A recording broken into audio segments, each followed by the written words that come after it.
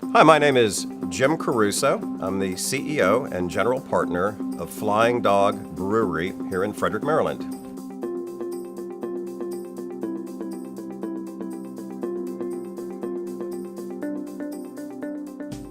So, Flying Dog started as a brew pub in Aspen, Colorado in 1990 over on Cooper Avenue, founded by George Stranahan, a true Renaissance man.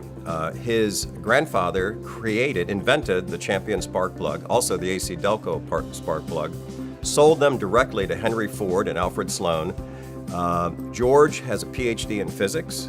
He was head of the physics department at Michigan State University. He's founded 3 progressive schools that are still in existence today.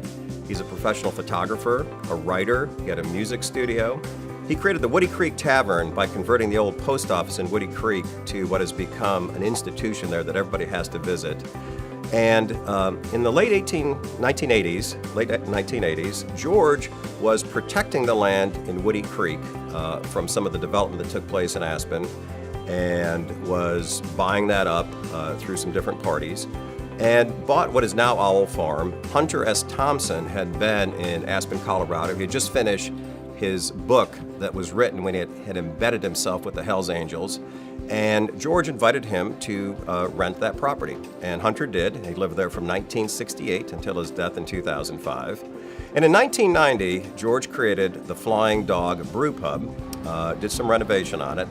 The name Flying Dog comes from a trip that George took to climb K2 with his teenage daughter and some other innocent people. No technical climbing experience. They even had a flag day called the March of the Innocents. K2, if people aren't aware, is the most dangerous mountain in the world. Its nickname is the Savage Mountain.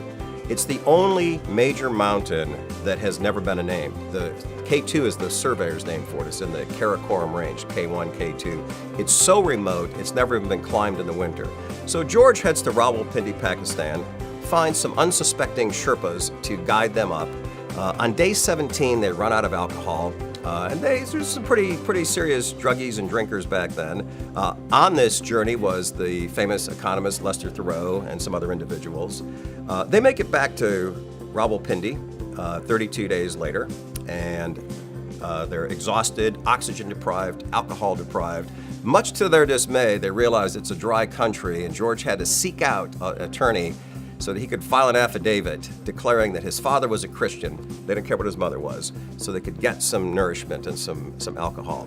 And in the room is this beautiful painting, not a like paint by numbers, of a dog in a position that you never see a dog in.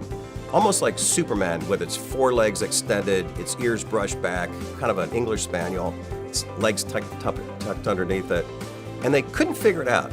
They finally decided that a local artist must have misinterpreted the concept of English bird dog, because the British had been in that area during the Raj for many years. So this local artist thought bird dog, a dog can fly, so they named it the Flying Dog.